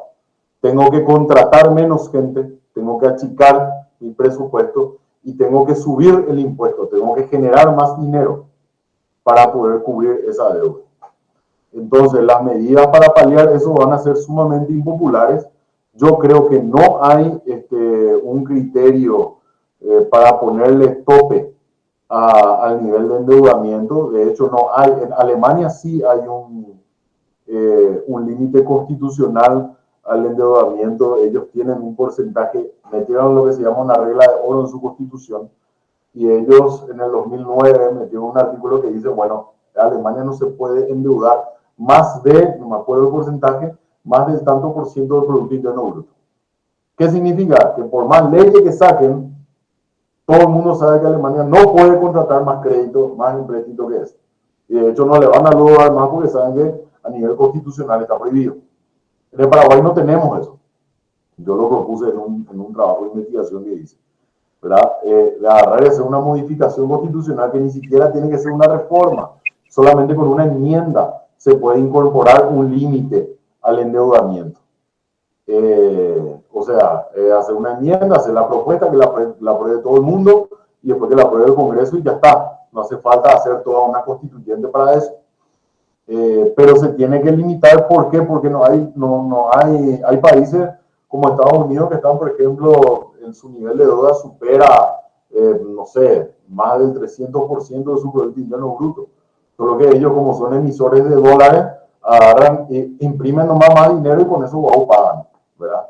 España es un país que está endeudado muchísimo más.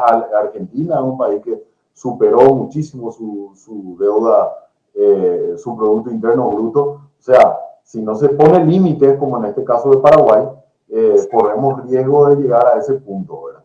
Y definitivamente yo creo que el gobierno que viene, por más que ninguno de los candidatos quiera hablar de eso, va a tener que subir impuestos y va a tener que achicar el Estado, si no, vamos hacia la Argentina. Mi opinión personal, que es lo que vos me pediste, vos estás equivocado en eso. Excelente, profesor, muchas gracias. Opino exactamente lo mismo que usted. Realmente tendría que haber una ley que ponga un tope, porque desde el 2012, desde que se permitió la política de endeudamiento, la verdad que esto fue subiendo y es como que no llega a tener un tope. Y siempre hay una nueva razón para pedir un préstamo y creo que esa no es la solución. No es la solución, es como usted dice, bicicletear nomás y contar con muchos préstamos, pero que al final no le sirven de nada al Estado porque no se ven los resultados. O sea, es como que queda todo a medias, en el sentido del dinero que ingresa al país, lastimosamente. Ahí tocaste un punto muy importante, porque vos decís, nos endeudamos y no se ve el resultado. Ahí volvemos a lo que decía que yo le mencionaba en clases anteriores, lo que decía Hayek. Ese endeudamiento en parte se hace ¿para qué? Y en la época de pandemia se hizo para eso, para darle dinero a la gente, para los planes sociales. Pero no se hace esa fiscalización de los resultados de los planes sociales. No se hace ese feedback, ese examen para ver si sirvió o no sirvió dar esa plata. Le sacamos a la gente de la pobreza, generamos fuente de financiamiento, generamos fuente de trabajo. Para eso, no. Entonces no se controla solamente el gasto, pero no se controla el resultado de ese gasto, ¿sirvió o no sirvió? Entonces, como vos decís, estamos agrandando la deuda y ni siquiera sabemos si sirvió para algo, contratar, pedir prestado ese dinero y dárselo a la gente. No sabemos, simplemente le damos nomás porque es una medida populista. Y acá entra el gobierno de izquierda, de derecha, liberales, colorados, todos han hecho lo mismo. Bueno, continuando, pues se me acaba el tiempo, entonces quería tocarles este punto que habla del predominio de las tasas sobre los impuestos. Y dice en una parte el texto que, en atención a la dinámica de cada uno de los tributos, ¿verdad? Se concluye que hay una preeminencia, creo que es el término que utilizan. Hay una preeminencia de las tasas por sobre los impuestos como método principal de financiamiento. Da a entender esto el hecho de que, como dijimos antes, los impuestos son de carácter general, creados para recaudar fondos necesarios para mantener esos servicios públicos, ¿verdad? Y que son reclamados, dice el libro, por la generalidad de los habitantes. O sea, son generales. Y que son, como dijimos, también servicios atendidos exclusivamente por el Estado. Los servicios de legislación, los servicios de justicia, las Fuerzas Armadas, los servicios de relaciones exteriores, etc. Y las tasas se dan para retribuir servicios que las personas usan y que son servicios públicos locales. El barrido de limpieza, como les dije, siempre que en el municipio haya algo que barrer y limpiar. Si es todo terraplén, no va a cobrar barrido, obviamente, ¿verdad? Entonces son servicios locales. La recolección de basura, la conservación de cloaca, el pavimento, etcétera, etcétera.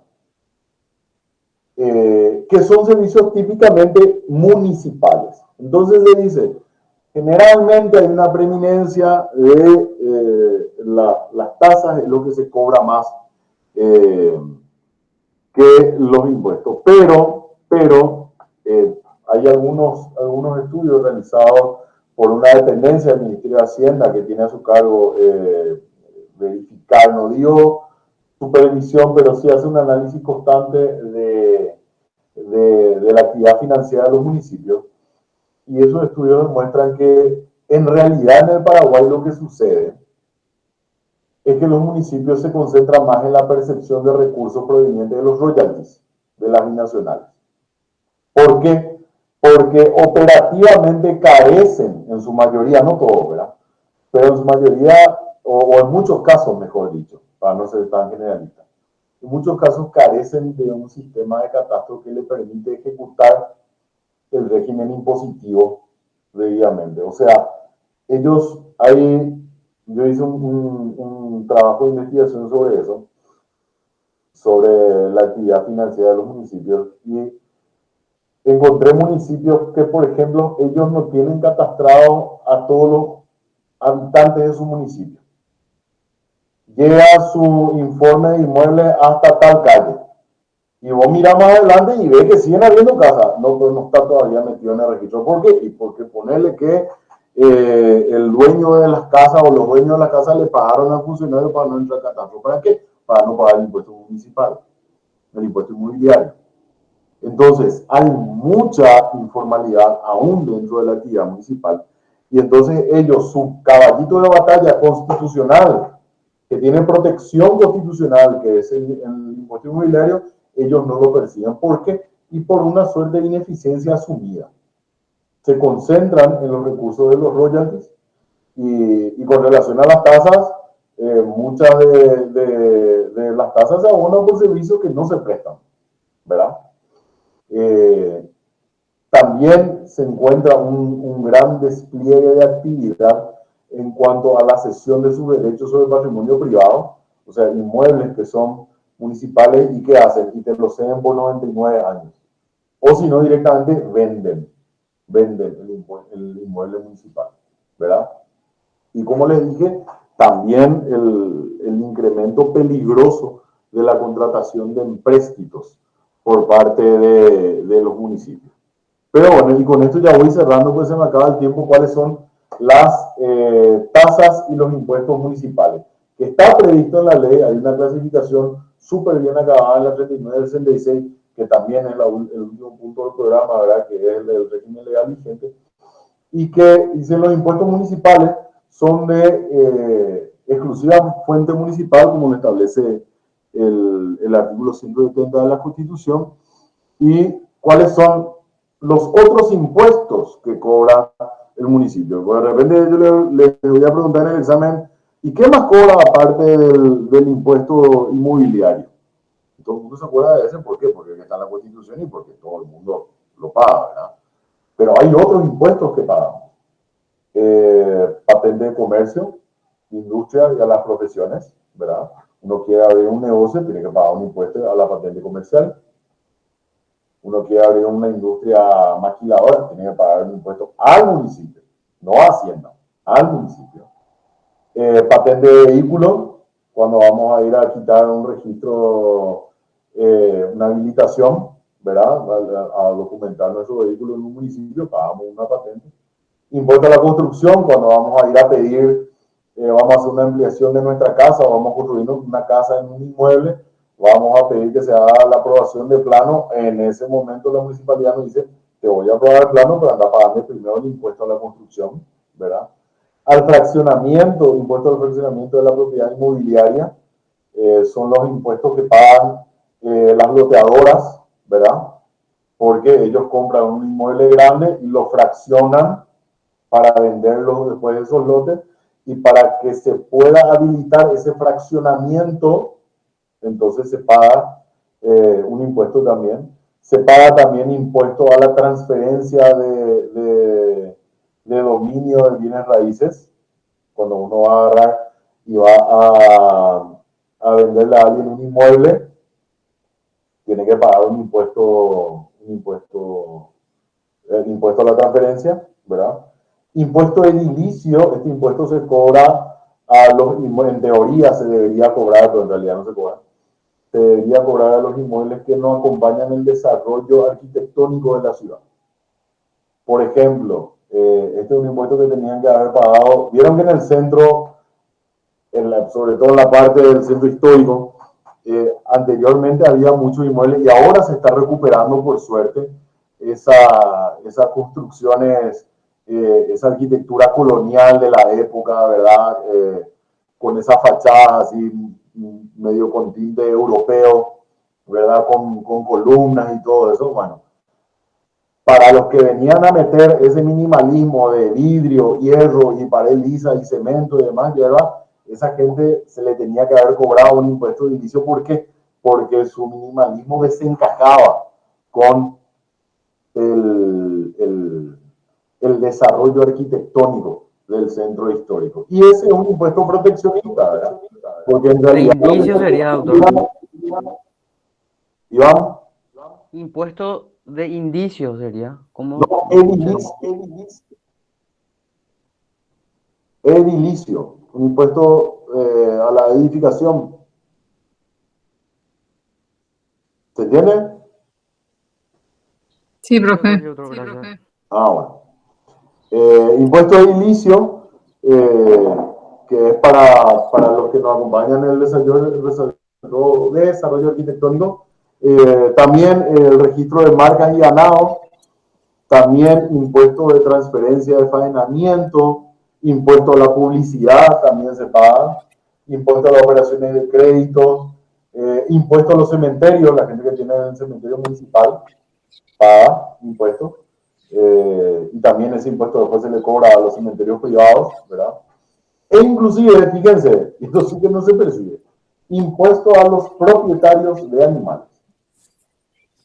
A los que tenemos mascota, en teoría, el municipio no tiene que cobrar, pero esto es algo súper desfasado, creo que era algo así, 250 guaraníes por mascota. Cada uno tiene un loro, 250 guaraníes de impuesto.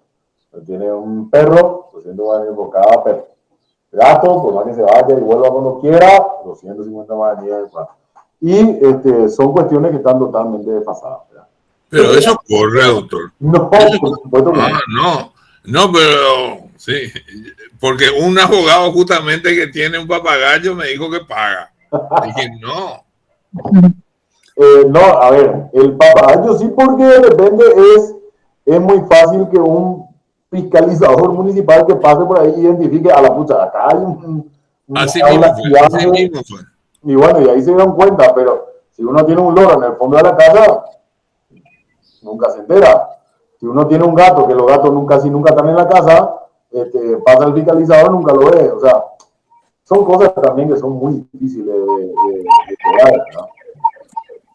Bueno, y después, y ya termino con esto, después con lo de las tasas. Sí. Profe, y todo esos son impuestos también. Esos son impuestos. Y usted había dicho que los sueldos de los funcionarios municipales no se le paga de eso, entonces ¿de qué se le paga a los funcionarios?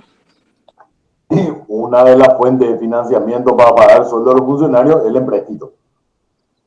Por eso les estoy diciendo que es peligroso este tema de darle atribuciones. Pero ellos cobran también la distribución que hagan interna de sus finanzas. Ellos tienen varias fuentes de financiamiento. Ellos cobran por ley de capitalidad, la capitalidad está derogada en realidad, pero también las instituciones públicas pagan impuesto inmobiliario. O sea, los ministerios, por ejemplo, tienen que pagar un impuesto inmobiliario a la Municipalidad de Asunción. O sea, tienen dentro del impuesto inmobiliario una gran fuente de recursos acá en Asunción, ¿verdad? Porque el año pasado, por ejemplo, cuando terminaba el año, lo que se le reclama a la Municipalidad de San Lorenzo decía no podían hacer nada porque los funcionarios luego no están cobrando, porque no hay plata y no se pagan los impuestos y los funcionarios tanto se les está debiendo los sueldos a los funcionarios. ¿Por qué? Porque profesor, hay un municipio, profesor, que justamente ocurre lo que la compañera Norma está diciendo. Otra vez, ¿verdad? Está pagando. Yo no hablo mal de la administración, sino que se dio, ¿verdad? Un recutú, por decirle, y en su ausencia sucedieron cosas. Incluso puedo decir que fue o es el mejor administrador, pero o sea que los administradores en el municipio argumentan de que no hay recaudación. Y es por eso, ¿verdad?, que el pago de salarios se está viendo afectado como consecuencia. Puede ser que no haya recaudación y ahí tendrá que intervenir el municipio porque tiene atribuciones para ejecutar las deudas tributarias. Acuérdense de esto, ustedes le deben plata a la municipalidad en concepto de impuestos inmobiliario, por ejemplo, y la municipalidad tiene atribuciones. Ese certificado de deuda es un título de crédito que la municipalidad puede agarrar, ir a un juzgado e iniciarles a ustedes un juicio por el no pago de los impuestos. Pero ¿qué pasa? Los municipios no hacen eso. Y si lo hacen poco. Entonces la gente ve que hay comodidad en no pagar. Y después se va y tranza con el funcionario y sabe que yo debo 3 años de impuestos y cobrame a 6 meses nomás. Y bueno, listo, trae acá un tanto y te doy. O sea, hay miles de agujeros en los municipios. Realmente tienen muchas fuentes de financiamiento, pero también tiene una ineptitud en su manejo financiero muy grande y también en el acrecentamiento de su gasto fiscal, porque lo que estaba diciendo Norma y lo que está diciendo María es que de repente la gente no puede cobrar. Bueno, pasa que por más que todos paguen el impuesto, Si el presupuesto de la municipalidad da para tener 50 funcionarios y el intendente nombra 1000, no hay presupuesto que aguante, ni aunque todos paguen. Entonces, por eso les digo, para poder cubrir las deudas, se tiene que achicar. El municipio, el Estado no es una agencia de empleos, no es una agencia de empleo. Lo que tiene que hacer es generar condiciones para que la gente pueda hacer su plata sin tener que entrar a la función pública. Que ahí no tiene límite para ganar. Bueno, dejo hasta ahí entonces, chicos, me llegó la hora. El resto de la lección, en todo caso, lo haremos en una parte de repaso, ya no queda mucho, solamente el subsidio del Estado, ¿verdad? Que entra lo que era antes la ley de capitalidad, que fue derogada por la ley 5246, que establece la transferencia de dinero a los municipios, y después también lo de los royalties que cobra cada municipio por las regalías por las binacionales. Bueno, dejamos hasta ahí, seguimos el lunes con la lección siguiente. Buen fin de semana, que pasen bien. Igual para ustedes. Gracias. Igualmente. Gracias, profe. Hasta luego. Gracias. Gracias igualmente. Chao, profe. Chao, chao.